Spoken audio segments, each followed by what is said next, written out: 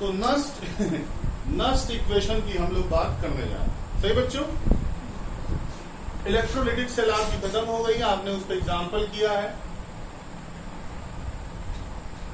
और आपने प्रॉमिस भी किया है कि आप प्रैक्टिस कर रहे हैं और आप टेस्ट देने के लिए तैयार हैं। तो देख लीजिएगा, तुम लोग को भी देना है टेस्ट, तो इसलिए पढ़ लो अच्छे से, तुम लोग का ऑफलाइन हो जाएगा। चलो बच्चों, तो नस्ट इक्वेशन की फाइनली हम लोग बात करने जा रहे हैं। ओके, डब्ल्यू नस्ट इनका पूरा नाम था और इन्होंने किसी सेल की ई सेल कैसे निकाली जाए इस पर बात किया। ठीक है, तो तुमसे एकेडमिक में 12th एकेडमिक का ये पोर्शन है, लेकिन क्वेश्चन चूंकि कंपटीशन बनते हैं इसलिए तुम पढ़ रही हो। ठीक है, 12th एकेडमिक में तुम्हें ये पूछा जाएगा कि stabilize the Nernst equation, 5 marks. Stabilize the Nernst equation, तो क्वेश्चन समझ करके चलो, है ना। स्टेबलाइज द नस्ट इक्वेशन, तो हम लोग लिखते हैं let a redox reaction, let a redox reaction, let a redox reaction, एक रिडॉक्स रिएक्शन कंसीडर कर लेते हैं। ठीक है, लेट अ रिडॉक्स रिएक्शन, एक रिडॉक्स रिएक्शन कंसीडर कर लो। कौन सी कंसीडर करोगे रिडॉक्स रिएक्शन, मैं बताता हूं। एक हाइपोथेटिकल रिडॉक्स कंसीडर कर लो। ए सॉलिड, मतलब एक ऑक्सीडेशन, पहले ऑक्सीडेशन होती बाद में, इस बात से पक्का हो ना, पहले ऑक्सीडेशन होती बाद में रिडक्शन होती जी, सही है ना। इसीलिए जो ऑक्सीडेशन कहा करता है उसे एक्टिव एलिमेंट बोला जाता है। हाइड्रोजन से ऊपर वाले एक्टिव एलिमेंट होते हैं। तो एक सॉलिड है, ये ऑक्सीडेशन करेगा, B plus N aqueous form में है, रिडक्शन करेगा, ए बना रहा है ए एन प्लस, और बी एक्वस बना रहा है प्लस बी सॉलिड। देख लो, एक रिडॉक्स है जिसमें इसका ऑक्सीडेशन हो रहा है और इसका reduction.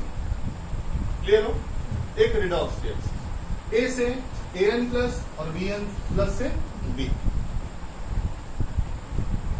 For A to A N plus solid to aqueous,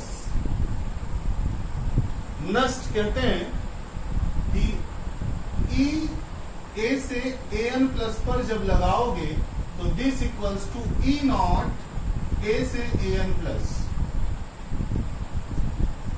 E cell potential, E A oblique A N plus पर जब लगाओगे तो this equals to E naught A upon A N plus minus 2.303 RT upon NF log A N plus upon A solid. देख लो, ये Nernst ने ए से A N plus बन जाने पर, मतलब ऑक्सीडेशन हो जाने पर ये इक्वेशन लिखा। E cell equals to E naught cell कह सकते हैं आप, लेकिन ये सेल नहीं है, ये ऑक्सीडेशन हो रहा है, हाफ सेल है। तो E A oblique A N plus से E naught A oblique A N plus minus 2.303 RT upon NF log A N plus upon A solid. चलेगा? ऐसे ही फॉर, बताना जरा, यहां दिख रहा है ना, बी वाले के लिए, बी एन प्लस से बी सॉलिड बनने के लिए यही चीज अप्लाई किया। बी एन प्लस से बी सॉलिड बनने के लिए अप्लाई किया। क्या हो जाएगा बोलो? E B N plus upon B equals to E naught B N plus upon B minus 2.303 RT upon NF log of, अब देखो यहाँ प्रोडक्ट अपॉन रिएक्टेंट लिखा था, यहाँ क्या हो जाएगा? B solid upon BnN plus Bn plus. ये दोनों बात आपको समझ में आ रही होगी। नस्ट ने यहां तक लिखा, नस्ट ने यहां तक लिखा, समझ लो अच्छे से।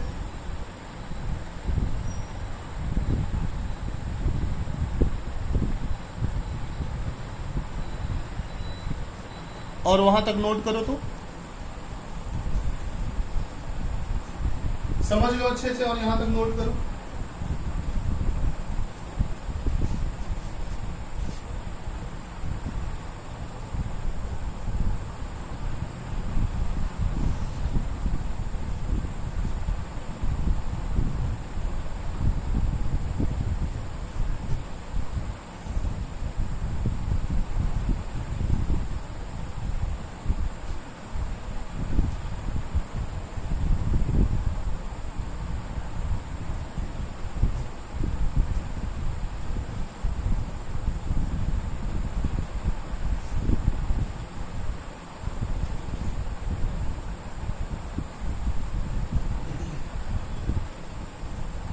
सही है। अब देखो ये ए से एन प्लस बन जाने के लिए मतलब ऑक्सीडेशन के लिए ये वाला और रिडक्शन के लिए ये वाला, ठीक है। मैं ऊपर से हटा रहा हूं इसको। तो अब बताओ तुम, अगर तुमसे सेल पोटेंशियल की बात की जाएगी तो क्या लिखोगे? अगर तुमसे सेल पोटेंशियल की बात की जाएगी तो क्या लिखोगे? अगर तुमसे ई सेल की बात की जाएगी तो क्या लिखोगे? बोलो। ये प्लस ये EOP plus ERP, E cell equals to क्या? EOP plus E RP. Oxidation वाले का ऑक्सीडेशन पोटेंशियल वाले का, यानी ईओपी और ये ई आरपी, यानी इन दोनों को ऐड कर देना है। इन दोनों को ऐड कर देना है। अब ऐड करके देखो, देन करके लिखा हमने ये, अब ऐड करके देखते हैं। करो ऐड, दोनों को ऐड करो। ऐसा तुम्हें डिजाइन डिराइव करके रखना है। Finally E cell equals to क्या लिखोगे? E naught A oblique A N plus E naught B N plus of B, इसी दोनों को जोड़ना। बोलो बच्चों। सॉरी तो ये हाँ नॉट नहीं, ये इन दोनों को जोड़ना है, यानी ये पूरी वैल्यू प्लस ये पूरी वैल्यू। सही है ना? अब इन दोनों वैल्यू को जोड़ोगे तो ये दोनों आपस में जुड़ जाएंगे और इन दोनों में से कुछ ना कुछ कॉमन आ जाएगा, दिख ही रहा है। तो जोड़ के देखते हैं अपन। करो। So E cell equals to, देखो E naught A oblique n plus E naught B N plus oblique B, है ना? तो इसको ब्रैकेट में मैं कर देता हूं। E naught A oblique A N plus, सही है करूं, E naught B N plus oblique B. इन दोनों को जोड़ दिया और इन दोनों में से कॉमन क्या लिया जा सकता है? बोलो। ये पूरी की पूरी वैल्यू कॉमन आ जाएगी, तो माइनस 2.303 RT अपॉन NF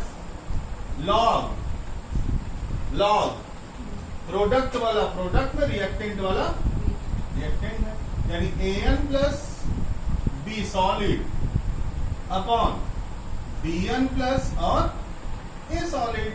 सही है बेटा? सही है सबको? चलो फिर ये नीचे वाली लाइन में हटा दे रहा हूं। अब बताओ, ये हुई E cell. E cell EOP RP को कहा हमने, ईओपी आरपी जोड़ दिया है। अब ई नॉट ओपी और ई नॉट आरपी तो क्या लिखोगे? ई सेल, हाँ, और E naught OP E naught RP तो E naught cell standard condition minus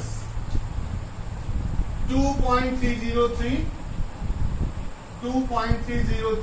RT upon NF log. अब यहां समझो, AN प्लस तो रहेगा क्योंकि एक्वस है और ये सॉलिड है, B सॉलिड है, तो सॉलिड की एक्टिव मास 1, तो उसको हटा देते हैं। अपॉन ये Bn प्लस एक्वस है और A क्या है? सॉलिड है, तो उसको भी हटा देते। ये बना तुम्हारा नस्ट इक्वेशन। एक फॉर्मूला लिख लो इसको, ये बना तुम्हारा नस्ट इक्वेशन। इसको और सिंप्लीफाई करते हैं ना किसी रिएक्शन के लिए, थोड़ा सा एक स्टेप और। यहां तो दिख ही रहा था सबको ना।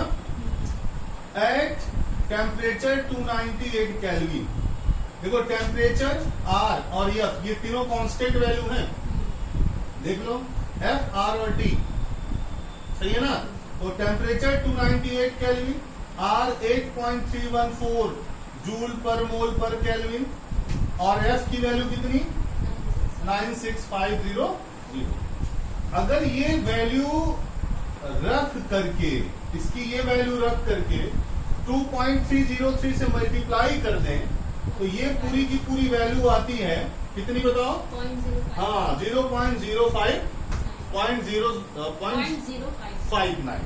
सो this complete, so 2.303 RT upon F equal to बोलो 0.059, ये अप्रॉक्स वैल्यू आती है।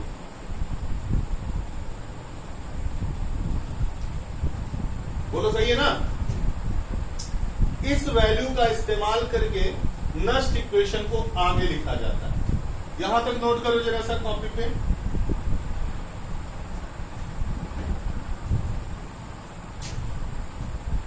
यहां तक नोट करो जरा सा कॉपी पे।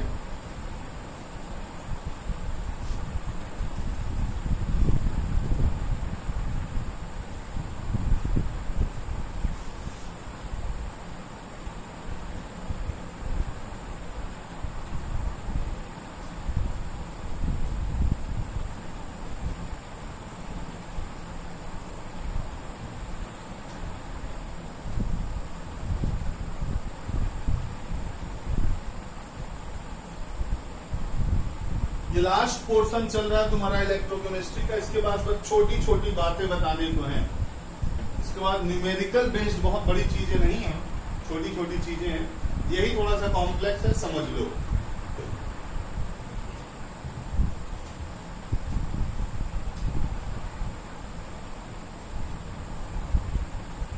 और ये दो बड़े चैप्टर हैं, केमिकल काइनेटिक्स, इलेक्ट्रोकेमिस्ट्री।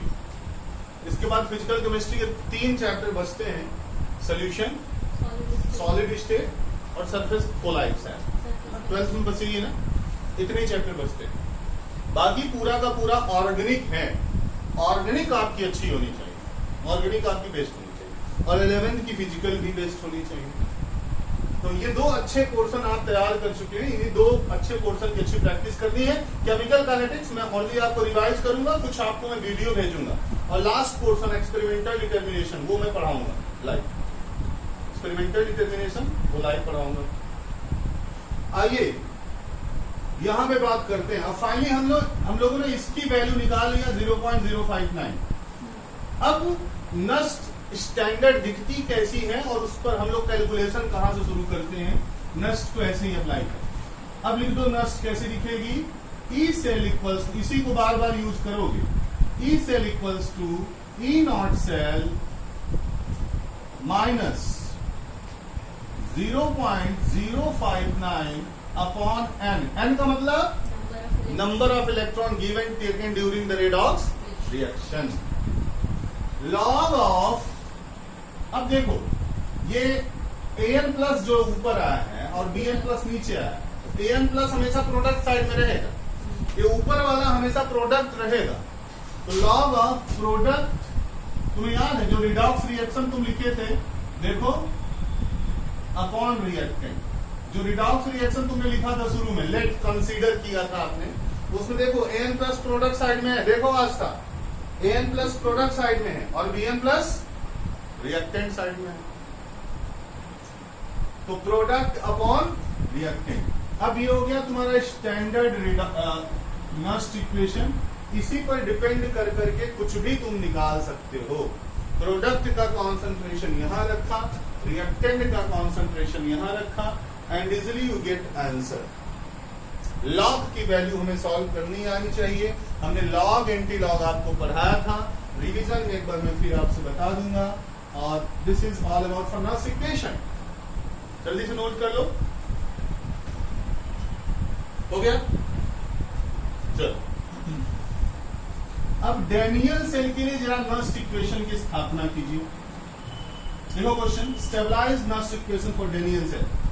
अब स्टेबलाइज मत करना, कैसी दिखेगी नस्ट इक्वेशन यही बता दो। फॉर डैनियल सेल,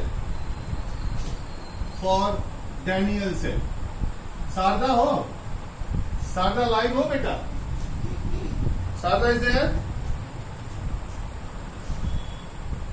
शारदा बच्चे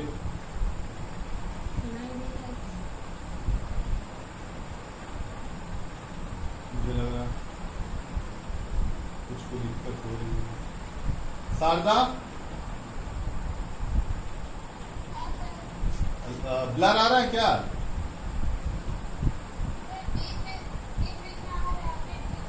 अच्छा तो मैं इसका रिकॉर्डेड फॉर्म भेजूंगा, जो सुनाई दे रहा है जो दिख रहा है उसको लिखती रहो और उसको देख लोगी ना 20-25 मिनट लेक्चर तो समझ में आ जाएगा, ठीक है? अच्छा डैनियल सेल मैंने पढ़ाया था, याद है? पिछले टर्म पे डैनियल सेल मैंने पढ़ाया था, इलेक्ट्रोकेमिकल सेल का एक variety Daniell cell, galvanic cell, voltaic cell और डैनियल सेल स्पेशली मैंने बताया था। कौन सा? जब zinc oblique zinc sulphate equals हो और दो ठो ब्रिज बनाया था, salt bridge. This is representation of electrochemical cell. अच्छे से देखो, कॉपर ऑब्लिक कॉपर सल्फेट हो, क्लियर हो रहा ना? तो जिंक से जिंक सल्फेट इक्वल्स, कॉपर से कॉपर सल्फेट इक्वल्स। तो यहां होती है ऑक्सीडेशन और यहां होती है रिडक्शन। तो एक डैनियल सेल के लिए, दिस इज डैनियल सेल, एक इसका मतलब समझ में आ रहा है ना? ये एनोड है, ये इसका सोल्यूशन है, ये ब्रिज है, सॉल्ट ब्रिज है, और ये कैथोड है, ये इसका सोल्यूशन है। अब इस सैंपल के, इस सेल के लिए नस्ट इक्वेशन बनानी है। इस सेल के लिए क्या बनाना है? Nernst equation. तो नस्ट इक्वेशन रिडॉक्स रिएक्शन में लिखी जाती है, तो हम इसकी रिडॉक्स रिएक्शन जल्दी से लिख लें, है ना? तो जिंक सल्फेट वाले सोल्यूशन में क्या होता है? ऑक्सीडेशन। तो बोलो एनोड की क्या क्रिया होती है? What is the activity of anode here? Zinc बदल जाती है जिंक +2 में, 2 इलेक्ट्रॉन निकल करके। कैथोड पे क्या होती है बच्चों? बोलो जल्दी। कॉपर +2 एक्वस, ये सॉलिड बदल जाती है एक्वस में, और ये एक्वस बदल जाती है सॉलिड में बाय टेकिंग 2 इलेक्ट्रॉन, है ना? 2 इलेक्ट्रॉन लेकर के कॉपर सॉलिड बना लेता है। चलेगा? अब रिडॉक्स रिएक्शन आसानी से लिख सकते हो। बोलो रिडॉक्स रिएक्शन क्या होगी? Zinc solid plus copper +2 aqueous. अंधेरे में क्यों जा रहे हो? Zinc +2 aqueous plus copper solid, सही है? इलेक्ट्रॉन तो कट ही जाएंगे। ये हुई तुम्हारी रिडॉक्स रिएक्शन। अब इस पे तुम नस्ट अप्लाई कर दो, कर दोगे ना? बोलो E cell equals to E naught cell minus 0.059 upon n. N की वैल्यू कितनी? 2। एन की वैल्यू कितनी? एन की वैल्यू कितनी? 2। क्यों? क्योंकि 2 इलेक्ट्रॉनों का लेना देना हुआ है, सही है ना? तो बोलो 2 इलेक्ट्रॉन ले लो। Log of product upon reactant. Product क्या है भाई? ये है जिंक +2। कॉपर सॉलिड लोगे क्या? नहीं लेंगे। क्यों नहीं लेंगे? क्यों नहीं लेंगे? एक्टिव मास 1 है। तो जिंक रखा ऊपर, प्रोडक्ट रखा ऊपर, कहीं से जिंक की कॉन्सेंट्रेशन लिखी हो तो रख देंगे, और कॉपर +2 रखा नीचे, सही है? ये स्टेबलाइज हो गई डैनियल सेल के लिए नस्ट। सही बच्चों? कोई डाउट, कोई कंफ्यूजन? नोट कर लो।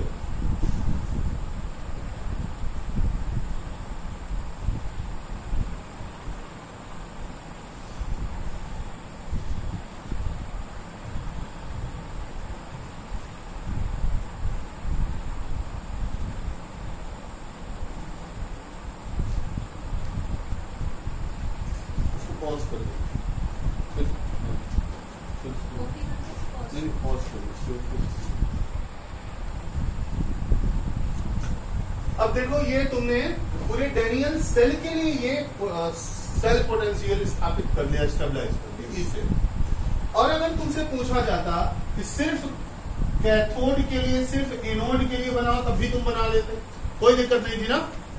मान लो तुमसे कहता कि सिर्फ ऑक्सीडेशन के लिए, यानी ई जिंक ऑब्लिक जिंक +2 के लिए बनाओ, या ई कॉपर प्लस 2 ऑब्लिक कॉपर के लिए बनाओ, तब भी बना लेते ना, कोई दिक्कत नहीं थी।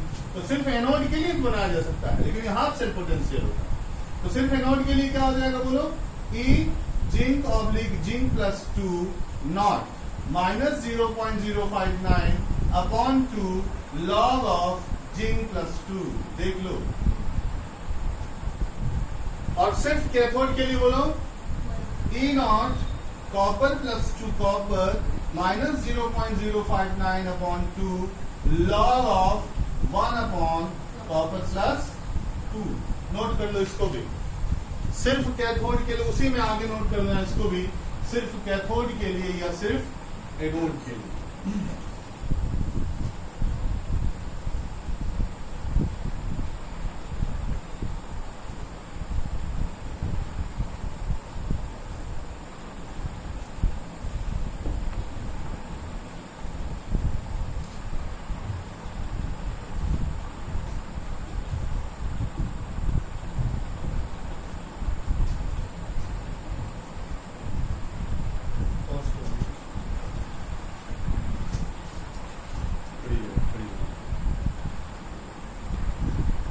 AIEEE ने एक क्वेश्चन दिया 2015 में, AIEEE ने 2015 में एक सवाल दिया